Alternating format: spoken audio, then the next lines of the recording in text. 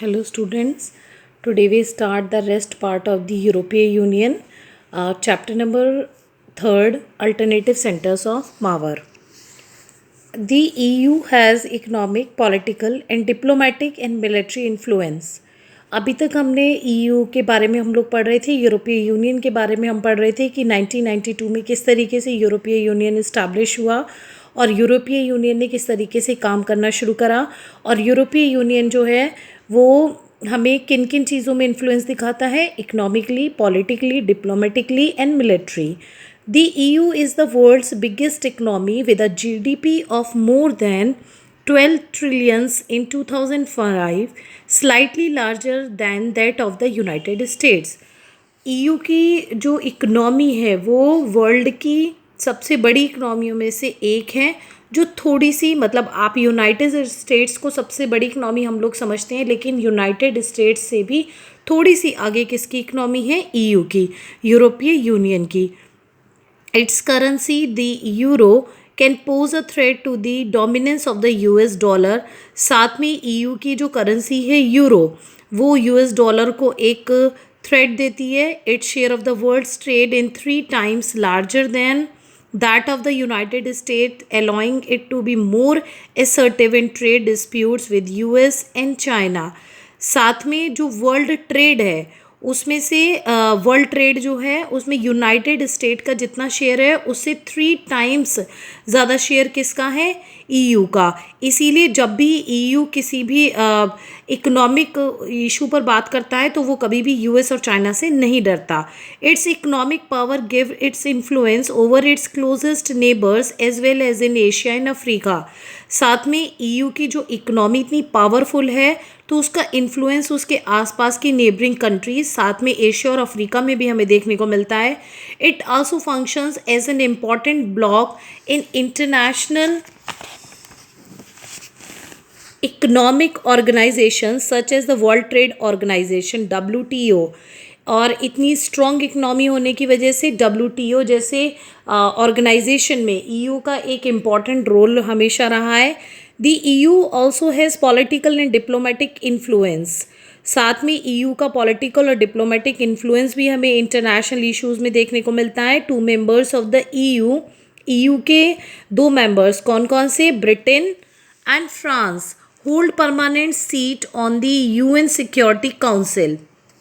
Britain और France जो EU के मेंबर हैं वो कहाँ पर परमानेंट मेंबर हैं?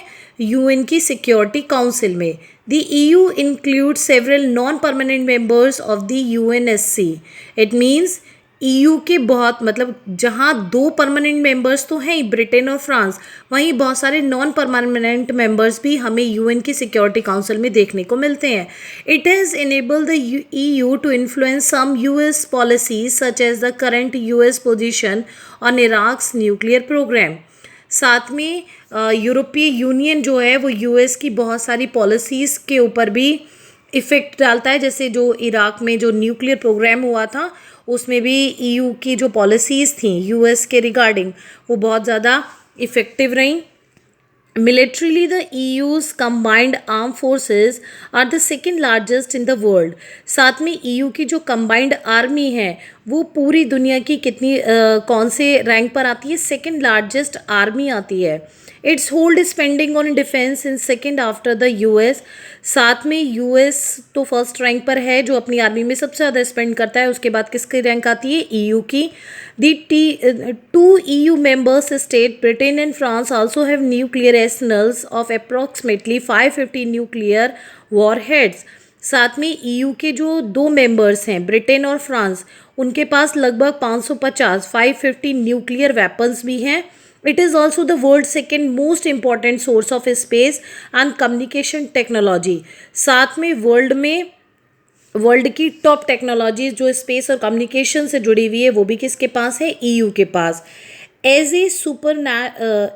ए supranational organization, the EU is able to intervene in economic, political and social areas. अधिराष्ट्रीय संगठन होने की वजह से ईयू ने हमेशा किस में सहयोग करा, इकोनॉमिकली, पॉलिटिकली और socially, but in many areas its member states has their own foreign relations and defence policies that are often at odds with each other. लेकिन कई इसके ऐसे मेंबर स्टेट्स भी हैं जिनकी अपनी फॉरेन पॉलिसीज़ है, अपनी फॉरेन पॉलिसी होने की वजह से इनके बीच में आपस में ही जो संबंध है वो अच्छे कई बार नहीं रह पाते हैं। Thus, Britain Prime Minister Tony Blair was America's partner in the Iraq invasion, and many of the EU's newly members, made up by the US lead coalition of the willing, whereas Germany and France opposed American policy.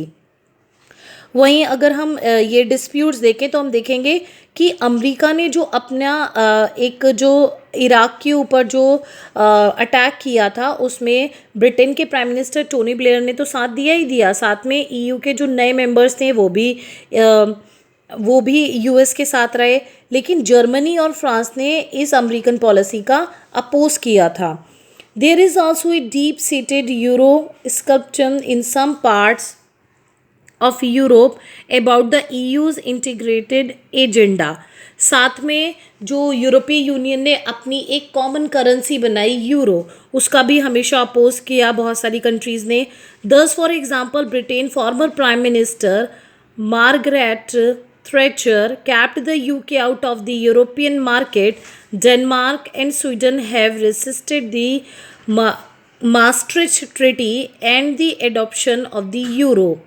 साथ में अगर हम देखें कि जो Denmark और Sweden था उसने हमेशा किसका अपोज किया था, मास्ट्रिच ट्रीटी का अपोज करा, और साथ में यूरो जो मैंने आपको बताया यूरोपीय यूनियन ने अपनी करेंसी बनाई थी यूरो, उसका भी हमेशा उसने अपोज करा। This limits the ability of the EU to act in matters of foreign relations and defence. और इन्हीं सब कारणों की वजह से ईयू थोड़ा सा कमज़ोर पड़ जाता है, उसके जो कार्य हैं वो थोड़े से सीमित हो जाते हैं। तो इस तरीके से हमारा यूरोपीय यूनियन यहाँ पर ख़त्म होता है, और नेक्स्ट वीडियो में हम स्टार्ट करेंगे association of south east Asian Nations.